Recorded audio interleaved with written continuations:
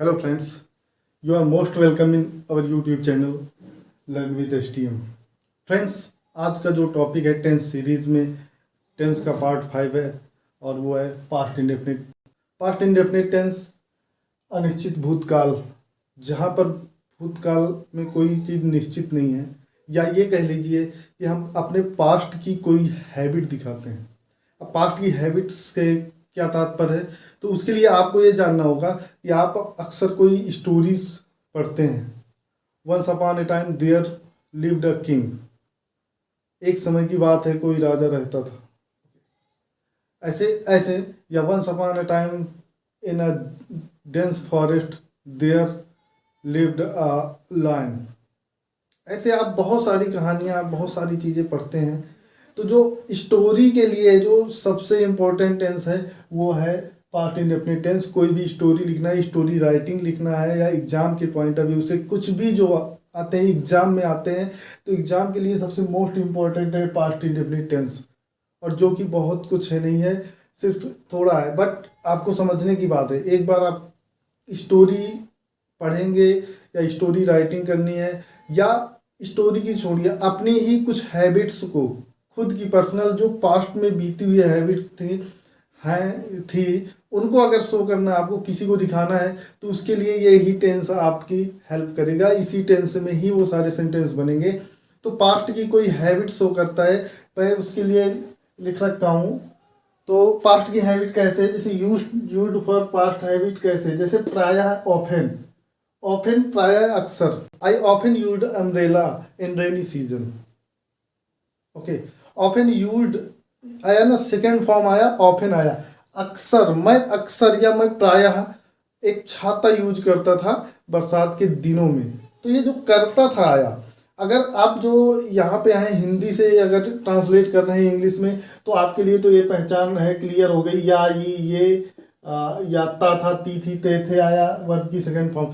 But जो English to English students हैं, English medium वाले हैं, या जो अंग्रेज हैं, उनको इससे नहीं मतलब कि हिंदी में क्या है क्या नहीं है। उनको सिर्फ इंग्लिश टू इंग्लिश उसकी नॉलेज करनी है जो कि प्रॉपर हैबिट शो कर रहा है, पास्ट की कोई हैबिट दिखा रहा है।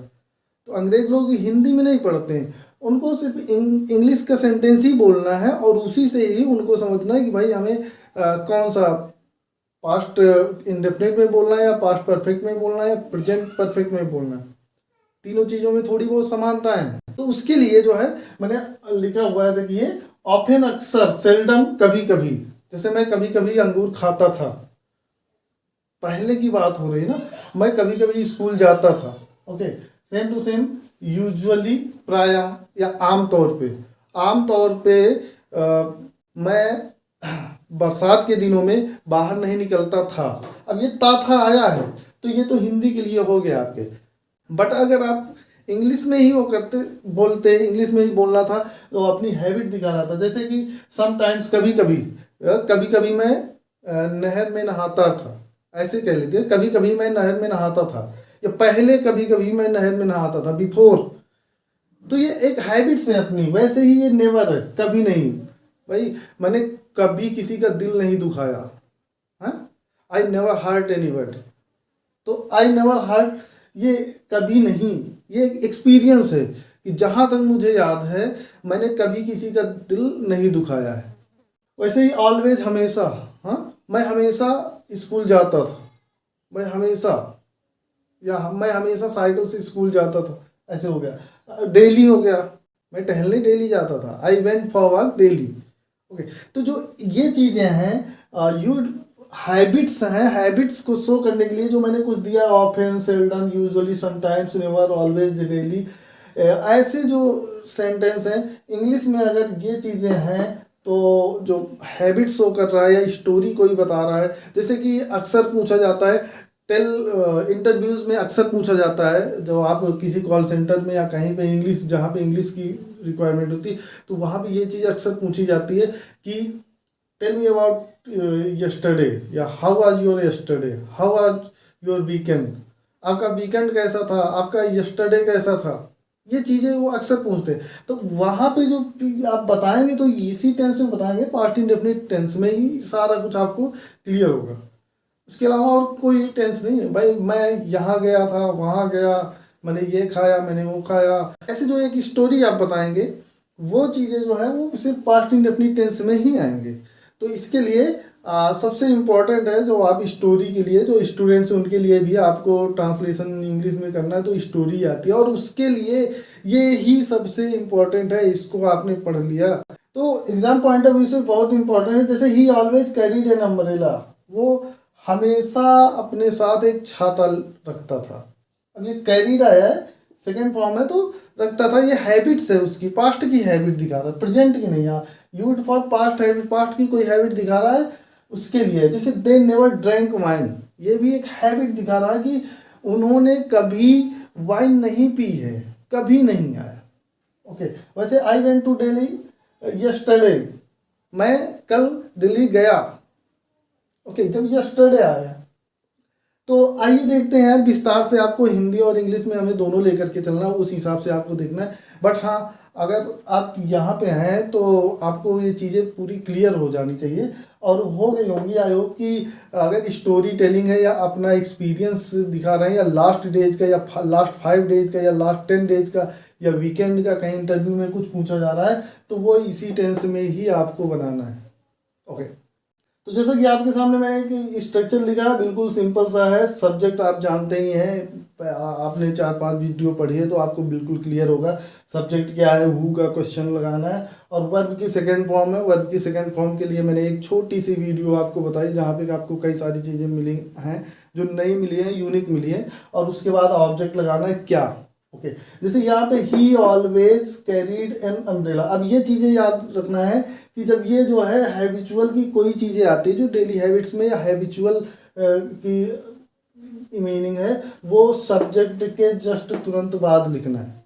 तो जैसे ये often, seldom, usually, sometimes, never, always, daily, ये चीज़ें। बट ये यस्टरडे जो आएगा, यस्टरडे, टुमारो जो भी है, या डे आफ्टर टुमारो, या दैट डे आता है।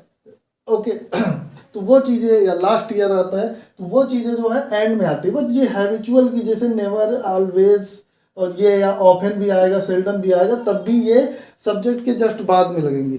तो वो चीज़ें, लेकिन अगर सिंपल पास्ट के लिए अगर मैं एक सेंटेंस लिखूँ तो वो इस प्रकार होगा। देखिए आप, जैसे कि, तो आपके सामने कुछ सेंटेंस लिखे हुए हैं, देख लीजिए। मोहन घर गया, सिंपल है। राज ने पुस्तक खरीदी, उससे थोड़ा टफ है।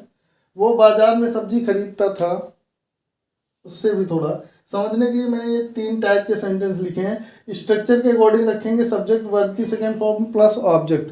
सब्जेक्ट क्या है ये देखिए, ये मोहन, उसके बाद गया, जाना, जाना की सेकंड फॉर्म वर्ब की सेकंड फॉर्म, और सेकंड फॉर्म वर्ब की क्या होगी, वेंट। अच्छा, यहाँ पे एक सबसे बेटर चीज़ ये है कि चाहे सिंगुलर नंबर सब्जेक्ट हो, चाहे प्लूरल नंबर सब्जेक्ट हो, चाहे फर्स्ट पर्सन हो, चाहे सेकंड पर्सन हो, चाहे थर्ड पर्सन हो, या कोई नाम हो, कोई भी सब्जेक्ट हो, हमें हर सब्जेक्ट के साथ में वर्ब की सेकंड फॉर्म ही लगानी है, कोई वो नहीं है। तो ये याद रखना। याद क्या, ये बिल्कुल क्लियर है कि अगर वर्ब की सेकंड फॉर्म हर के साथ में लगानी है, और वैसे जो इसकी हेल्पिंग वर्ब डिड है वो भी वैसे ही लगानी है, कोई भी सब्जेक्ट हो, singular number, plural number, first person जो भी है। तो मोहन वेंट, आगे घर, टू होम। खरीदना, बाई, बाई का सेकंड फॉर्म बॉट। पुस्तक, the book, Raj bought the book. वह बाजार में सब्जी खरीदता था, आगे वेजिटेबल्स ऑब्जेक्ट होगा, और आगे इन द मार्केट, बाजार में, एक हैबिट है। अगर यहाँ पे हम वो अक्सर बाजार में सब्जी खरीदता है, वो या अक्सर वो बाजार में सब्जी खरीदता था, तो यहाँ पे ऑफन हम यहाँ पे लगा देंगे, he often bought vegetables in the market. ये चीज़ होगा, वो अक्सर बाजार में सब्जियाँ खरीदता था, he often bought vegetables in the market. तो आइए अब आगे देखते हैं इसके निगेटिव और इंट्रोगेटिव। दोस्तों, पास्ट इंडेफिनिट टेंस के निगेटिव के लिए subject plus did not plus verb की फर्स्ट फॉर्म प्लस ऑब्जेक्ट। जब डिड का प्रयोग हो जाएगा, डिड का यूज हो जाएगा, क्योंकि डिड भी डू का जो है सेकंड फॉर्म है, तो जब ऑलरेडी सेकंड फॉर्म यूज हो गया तो फिर यहाँ पे जो वर्ब की सेकंड फॉर्म यूज होती थी वो फर्स्ट फॉर्म यूज होगी। तो आपको ये याद रखना है कि जैसे डू या डज जब यूज हो जाता था तो एस या एस नहीं लगता था, उसमें फिर फर्स्ट फॉर्म लगती थी। वैसे ही यहाँ पर जब ये डिड जो सेकंड फॉर्म है और ये इसकी पास्ट इंडेफिनिट टेंस की हेल्पिंग वर्ब है, तो पास्ट इंडेफिनिट टेंस की जब हेल्पिंग वर्ब यूज हो जाएगी तो उसके बाद फिर वर्ब की फर्स्ट फॉर्म लगेगी, फिर सेकंड फॉर्म नहीं लगेगी। तो याद रखना। अच्छा, दूसरी चीज़ ये है कि ये जो डिड नॉट है इसको स्पोकन में डिडंट बोलते हैं और उससे भी शॉर्ट में डिंट बोलते हैं। जैसे आई डिंट डू इट, जैसे मान लिया कि आपने किसी से पूछा कि हु डू इट, ये किसने किया, तो ये बोला आई डिडंट डू इट या I didn't do it. Okay, तो अब उसको बोलेंगे कि I did not do it. Okay, but अगर स्पोकन में है तो जल्दी के लिए I didn't do it, simple हो गया। Mohan did not go to study.